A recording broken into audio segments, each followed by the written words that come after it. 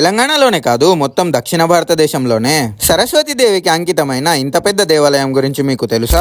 Hello మచాస్, this is episode 3 of exploring powerful temples in north Telangana. ఈ series లో ఉన్న అన్ని ఎపిసోడ్స్ కంటే ఇది చాలా యూనిక్ అండ్ స్పెషల్ ఎపిసోడ్. ఎందుకంటే వేరే దేవుళ్ళ గుడులు ప్రతి ఊర్లో ఉంటాయి, కానీ సరస్వతి దేవి టెంపులే కాదు. ఈ టెంపుల్ గురించి రీల్స్ కూడా చాలా తక్కువ. కాబట్టి మీకు తెలిసిన చిన్నదో పెద్దదో సరస్వతి గుడులు ఇంకా ఎక్కడ చూసారో కామెంట్ చేయండి. ఈ టెంపుల్ అయితే నిర్మల్ డిస్ట్రిక్ట్ లోని బాసరలో గోదావరి నది పక్కనే ఉంటుంది. గుడికి వెళ్లే ప్రతి ఒక్కరూ గోదావరి నదిలో స్నానం చేసి సరస్వతి విగ్రహం దర్శనం చేసుకుంటారు, కానీ ఇక్కడే ఉన్న శివాలయాన్ని మిస్ అవుతారు.